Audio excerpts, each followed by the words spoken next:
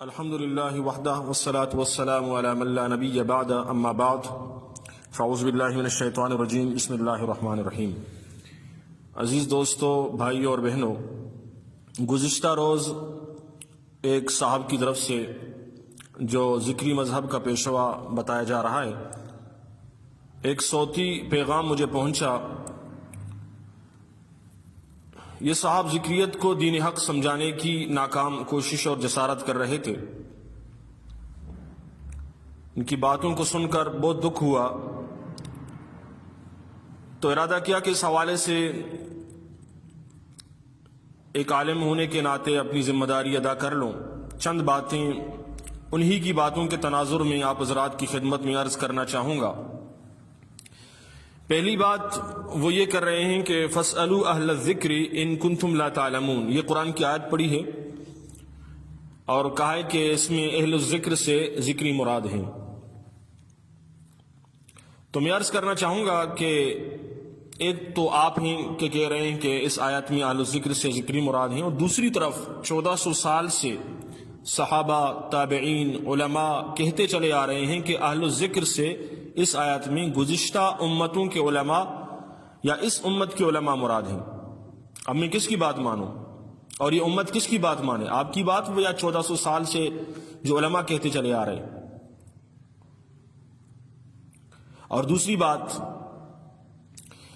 وہ یہ فرما رہے ہیں کہ ہر ایک اپنے آپ کو مختلف ناموں سے منسوب کرتا ہے۔ مثلا کوئی قادری اپنے آپ کو کہتا ہے، کوئی بریلوی کہتا ہے، کوئی سلفی کہتا ہے، کوئی نہیں کہتا ہے کہ میں مسلمان ہوں۔ سوال یہ ہے کہ پھر آپ اپنے نام کے آگے سید کیوں لگاتے ہیں؟ آپ اپنے نام کے آگے مسلمان لکھیں۔ نسبتیں تو ہوتی ہیں، لیکن کوئی یہ نہیں کہہ سکتا یا کوئی یہ نہیں کہتا کہ میں مسلمان نہیں۔ اور پھر آگے کہتے ہیں کہ نماز جو ہے وہ عجمی زبان کا لفظ ہے، جس طرح اللہ کو خدا کہا جاتا ہے۔ پھر عجیب تماشا ہے، ایک طرف تو نماز اور صلاۃ کو الگ الگ چیزیں ثابت کرنے کی کوشش کر رہے ہیں، اور دوسری طرف یہ کہہ رہے ہیں کہ اللہ کو خدا بھی کہا جاتا ہے۔ ہم بھی تو یہی کہتے ہیں، جس طرح اللہ اور خدا ایک ہی ہستی کے دو نام ہیں، اسی طرح صلاۃ اور نماز ایک ہی چیز کے دو نام ہیں۔ عربی میں صلاۃ اور دوسری زبانوں میں، عجمی زبانوں میں اس کو نماز کہا جاتا ہے کہ نام کے بدلنے سے چیز کی اصلیت تبدیل ہو جاتی ہے۔ مثلا بکری کو بلوچی میں بز کہا جاتا ہے۔ بز تو کیا بکری الگ سے ہے اور بز الگ چیز ہے؟ کچھ تو خدا کا خوف کریں۔ آگے کہتے ہیں کہ ذکری صلاۃ کے پابند ہیں، منکر نہیں۔ میں پوچھنا چاہتا ہوں کہ ذکری کون سی صلاۃ کے پابند ہیں؟ کیا ان کے نزدیک صلاۃ سے نماز مراد ہے یا ذکر مراد ہے؟ اگر ان کے ہاں قرآن و حدیث سے کوئی ثبوت ہے کہ صلاۃ سے ذکر مراد ہیں تو پیش کریں۔ میں الحمدللہ پیش کر سکتا ہوں کہ صلاۃ سے مراد نماز ہے، جو مختلف اور مخصوص احکام پر مشتمل ہے۔ آپ احادیث کی کتاب کو اٹھا کر دیکھ لیجئے، بخاری شریف میں صفحہ نمبر 276، مسلم شریف میں صفحہ نمبر 911، حضور علیہ الصلوۃ والسلام نے نماز کا طریقہ بتایا۔ اذا قمت الى الصلاۃ، جب تم نماز کے لیے اٹھو، فاسبغ الوضوء، اچھی طرح وضو کرو، ثم استقبل القبلہ، پھر قبلے کی طرف رخ کرو، فکبر، اور تکبیر کہو، ثم اقرأ بما تيسر معك من القرآن، پھر قرآن کی تلاوت کرو، ثم ارکع، پھر رکوع کر لو، حتی تطمئن راکعا، رکوع اطمینان کے ساتھ کر لو، ثم ارفع، پھر سر اٹھاؤ، حتی تستوی قائما، کھڑے ہو جاؤ، ثم اسجد، پھر سجدہ کر لو، حتی تطمئن ساجدا، ثم ارفع حتی تطمئن جالسا، ثم اسجد حتی تطمئن ساجدا۔ اور اس کے علاوہ بے شمار احادیث کے اندر فجر کی 2 رکعت، ظہر کی 4 رکعت، عصر کی 4 رکعت، مغرب کی 3 رکعت، عشاء کی 4 رکعت، جمعے کی 2 رکعت، عیدین کی 2 رکعت، یہ تمام نمازیں ثابت ہیں۔ تو کیا حضور علیہ الصلوۃ والسلام نے یہ ساری تفصیل بیان کی؟ یہ ذکر کی تفصیل تھی یا نماز کی تفصیل تھی؟ تو نماز، صلاۃ ایک ہی چیز کے 2 نام ہیں، جو مخصوص احکام پر مشتمل ہے، جس کی تفسیر اور تشریح اور تفصیل حضور علیہ الصلوۃ والسلام نے احادیث کے اندر فرمائی ہے۔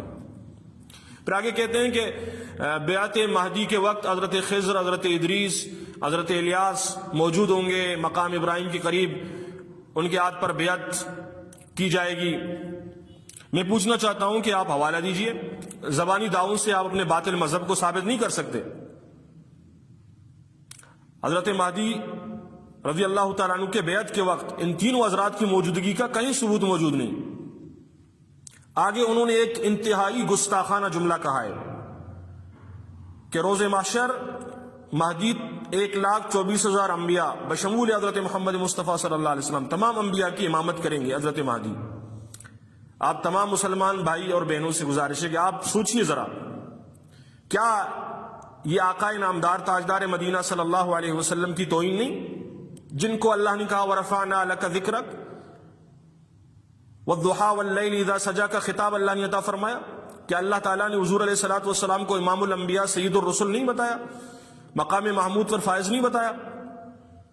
حضور علیہ السلام کی کیا صراحتاً توہین نہیں؟ آگے ایک اور جھوٹ کہا ہے کہ مہدی کا ذکر چاروں کتابوں میں، تورات، زبور، انجیل اور قرآن میں۔ آپ ذرا ان کتابوں کی عبارتیں تو پڑھ کر سنائیے تاکہ ہمیں بھی پتہ چلے کہ چاروں کتابوں میں کہاں کہاں پر ذکری جو مہدی کو مانتے ہیں اس کا ذکر موجود ہے، اور قیامت کی صبح تک یہ ثبوت فراہم نہیں کر سکتے۔ آگے ایک اور دعویٰ سنیے، کہتے ہیں کہ کوئی مراد ذکریوں کی دریافت نہیں بلکہ ازل سے کوئی مراد موجود ہے۔ استغفر اللہ، یہاں پر یہ اللہ تعالیٰ کی توہین کر رہا ہے۔ ازل سے صرف تو اللہ تعالیٰ موجود تھے۔ اب عجیب بات یہ ہے کہ نام تو کوئی مراد ہے، اور ازل سے کیا بلوچی زبان ازل سے موجود تھی یا فارسی زبان ازل سے موجود تھی؟ کوئی مراد تو فارسی زبان کا لفظ ہے اور بلوچی زبان کا لفظ ہے، اور یہاں پر صراحتاً اللہ کی توہین ہو رہی ہے، کیونکہ اللہ تعالیٰ ہی ازل سے موجود تھے، اس کے علاوہ اور کوئی موجود نہیں۔ کیا یہ صراحتاً اللہ تعالیٰ کی توہین نہیں؟ اور حقیقت یہ کہ کوئی مراد تو 700، 800، 900 ہجری کی پیداوار ہے۔ پھر آگے کہتے ہیں ایک اور مقام پر کہ وہاں کوئی مراد میں مہدی کے قدم کے نشان، کشکول رسول حضرت علی کے قدم کے نشان موجود ہیں، اور اس جاہل کی حماقت کی انتہا دی کیے۔ کبھی کہتے ہیں مہدی نور ہے، کبھی کہتے ہیں آئیں گے، کبھی کہتے ہیں آئے ہیں اور نشان قدم چھوڑ کر چلے گئے، کبھی کہتے ہیں پردہ غیبت میں ہے۔ اب ناطقہ سربہ گریباں ہیں کہ اسے کیا کہیے، اور آگے پھر گستاخی کرتے ہوئے کہتے ہیں کہ کوئی مراد پر کشکول رسول موجود ہے۔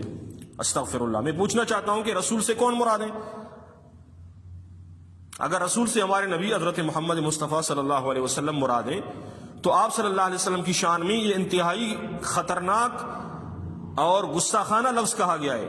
کشکول تو بکھاری کے ٹھیکرے کو کہا جاتا ہے، جس کو ہم بلوچ میں کچکول کہتے ہیں۔ کیا حضور علیہ السلام نعوذ باللہ بکھاری تھے؟ اور پھر آگے بکواس کرتے ہوئے کہتا ہے کہ دنیا میں کوئی مراد جیسا کوئی مقدس مقام موجود نہیں جہاں یہ تینوں چیزیں موجود ہیں۔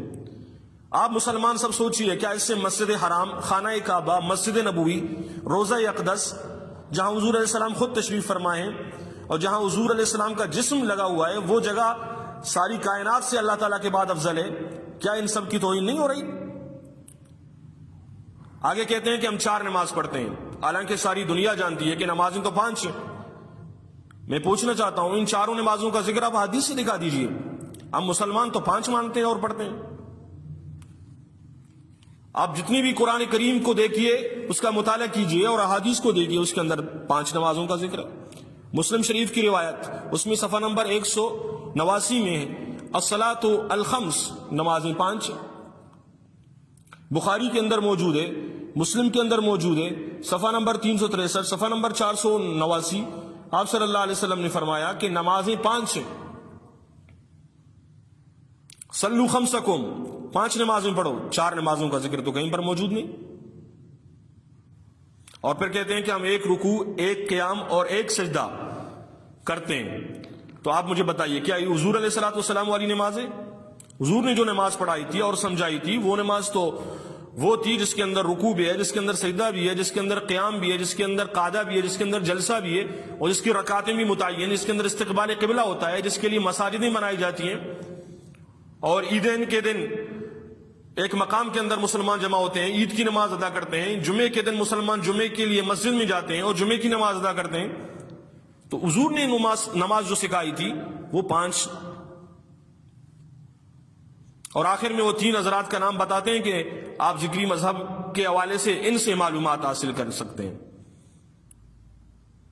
میں آج رہبران قوم ذکری سمیت تمام دنیا ذکریت کو چیلنج کرتا ہوں کہ آپ بھی پسنی میں موجود ہیں اور میں بھی پسنی میں موجود ہوں، پسنی کی شہرک جامع خالد بن ولید کے اندر ہوں۔